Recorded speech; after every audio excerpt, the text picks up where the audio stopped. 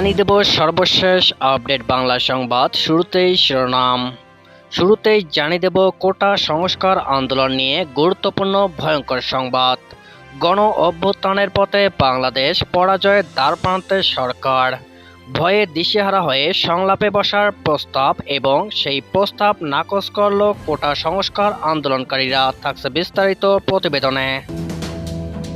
এরপর জানিয়ে দেব যে কোনো মুহূর্তে গণভবন ঘেরাও করা হতে পারে, এই শঙ্কায় সংসদ ভবনের নিরাপত্তা বৃদ্ধি করেছে সরকার। থাকছে বিস্তারিত প্রতিবেদনে।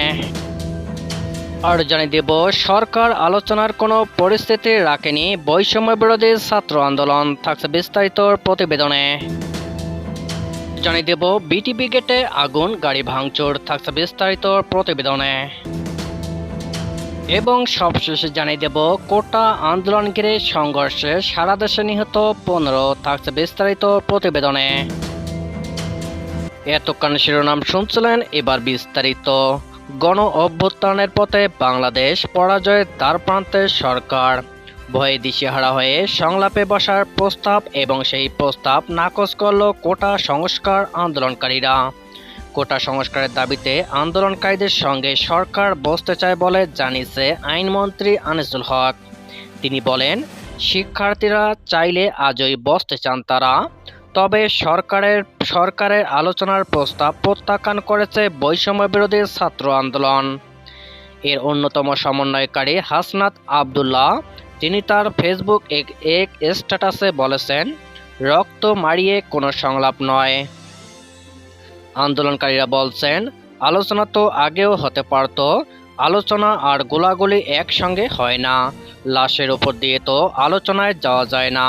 বৈষম্য বিরোধী ছাত্র আন্দোলনের অন্যতম সমন্বয়ক হাসনাত আবদুল্লাহ বলেন, আমরা কিছু দাবি জানাবো, সেই দাবিগুলো পূরণ সাপেক্ষে আলোচনা হতে পারে।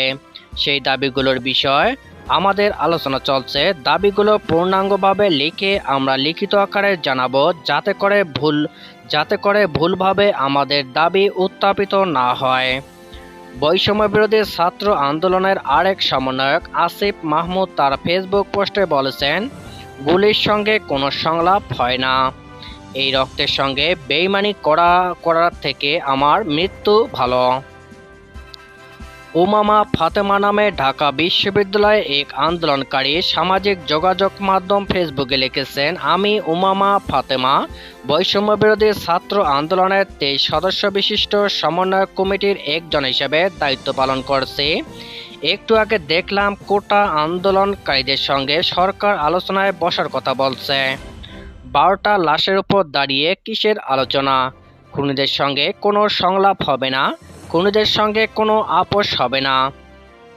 আজ সংবাদ সম্মেলনে আইনমন্ত্রী বলেছেন, শিক্ষার্থীদের প্রস্তাব গ্রহণ করেছে প্রধানমন্ত্রী শেখ হাসিনা, সরকার কোটা সংস্কারের পক্ষে আছে। একই সঙ্গে কোটা সংস্কারের মামলার শুনানি এগিয়ে আনার নির্দেশ দিয়েছেন আইনমন্ত্রী আনিসুল হক। মন্ত্রী জানান, এ বিষয়ে ইতিমধ্যেই অ্যাটর্নি জেনারেলকে নির্দেশ দেওয়া হয়েছে। এদিকে কোটা সংস্কার সহ কয়েকটি ইস্যুতে আজ সারা দেশে কমপ্লিট শাটডাউন পালন করেছে শিক্ষার্থীরা।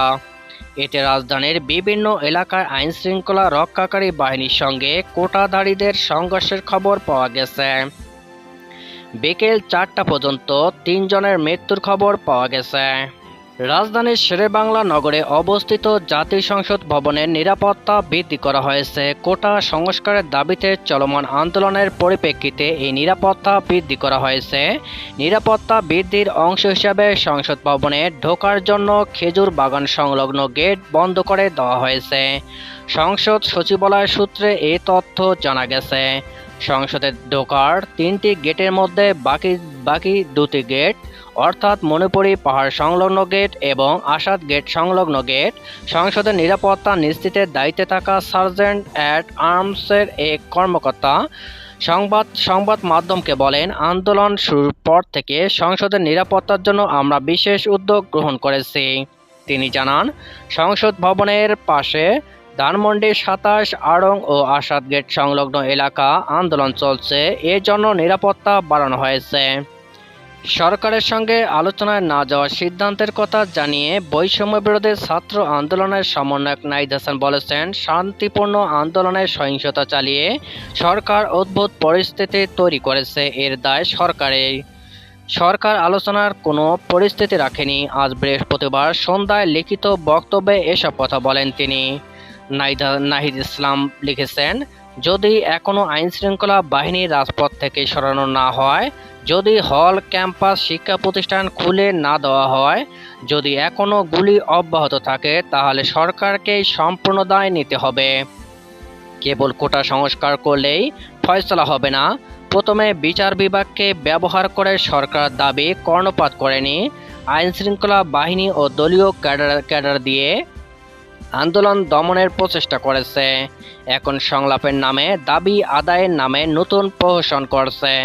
বিচার বিভাগীয় তদন্ত কমিটির নামে কোনো প্রহসন মেনে নেওয়া হবে না। তিনি লেখেন, ক্যাম্পাসগুলোকে ছাত্রলীগের সন্ত্রাসমুক্ত করতে হবে। অনতিবিলম্বে আইনশৃঙ্খলা বাহিনী ও আওয়ামী সন্ত্রাসীদের নিরস্ত করে রাজপথ থেকে অপসারণ করতে হবে।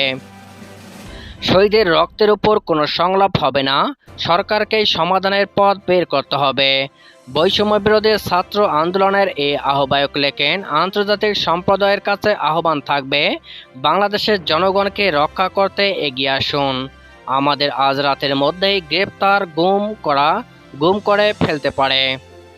আপনারা কর্মসূচি অব্যাহত রাখবেন।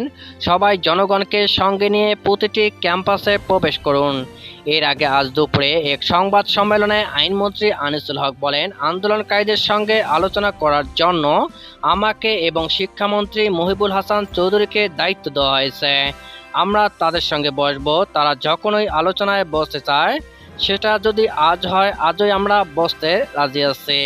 রাজধানীর রামপুরায় বাংলাদেশ টেলিভিশন বিটিভি গেটে আগুন দিয়েছে আন্দোলনকারী শিক্ষার্থীরা। এ সময় তারা টেলিভিশন ভবনে ক্যান্টিন, রিসেপশন ও একটি গাড়ি ভাঙচুর করেছে বলে জানা গেছে। বিবিসি জানিয়েছে, বাংলাদেশ টেলিভিশনের বিটিভি ভবনে আগুনের ঘটনা ঘটেছে, তবে কে বা কারা এই আগুন দিয়েছে তা এখনও নিশ্চিত হওয়া যায়নি। এ সময় সেখানে কিছু আন্দোলনকারীকে দেখা গেলেও আইনশৃঙ্খলা রক্ষাকারী বাহিনীর কেউ ছিল না। এছাড়া ভবনের সামনে পার্কিং স্টেশনে কয়েকটি গাড়ি ও মোটরসাইকেলে আগুন দেওয়া হয়েছে। এদিকে রামপুরা পুলিশ ফাঁড়িতে অগ্নিসংযোগের খবর পাওয়া গেছে। সেখানে অন্তত 10টি মোটরসাইকেলে আগুন জ্বালাতে দেখা গেছে। কমপ্লিট শাটডাউন কর্মসূচির অংশ হিসেবে রাজধানী বাড্ডা রামপুরা এলাকায় আন্দোলন করছে বিভিন্ন বিশ্ববিদ্যালয়ের শিক্ষার্থীরা। এ সময় পুলিশ ও বেসরকারি বিশ্ববিদ্যালয়ের শিক্ষার্থীদের মধ্যে সংঘাতে একজন নিহত ও শতাধিক আহত হয়েছে। নিহতের নাম দুলাল মাতবর। তিনি পেশার ড্রাইভার। সংঘাতের সময় তিনি একটি হাই-এস গাড়িতে চলে ওই এলাকা পার হচ্ছিলেন। দুপুর 12:30টার দিকে আশঙ্কাজনক অবস্থায় তাকে ফরাজি হাসপাতালে নিয়ে আসা হলে কর্তব্যরত চিকিৎসক তাকে মৃত ঘোষণা করেন। সরকারি চাকরিতে চলমান কোটা সংস্কার আন্দোলনে সারা দেশে এখন পর্যন্ত অন্তত 15 জন নিহত হয়েছে। তাদের মধ্যে রংপুরে 1 জন, ঢাকায় 10 জন, চট্টগ্রামে 3 জন ও মাদারীপুরে 1 জন। আইনশৃঙ্খলা রক্ষাকারী বাহিনী আন্দোলনকারীদের সংঘর্ষে আজ বৃহস্পতিবার সারা দেশে নিহত হয়েছে অন্তত 8 জন। বাকি 7 জনের প্রাণ গেছে গত মঙ্গলবার ও বুধবার।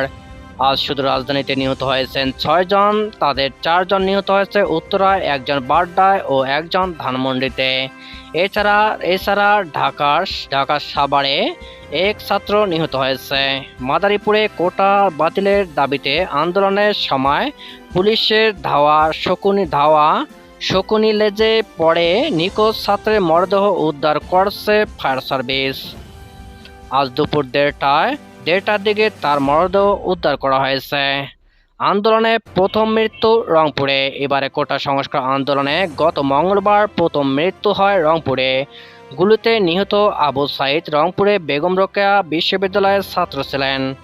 একই দিন চট্টগ্রামে 3 জন, ঢাকায় নিহত হয় 2 জন। গতকাল বুধবার রাজধানীর শনির আকরা এলাকায় সংঘর্ষে সিয়াম নামের এক তরুণ নিহত হন।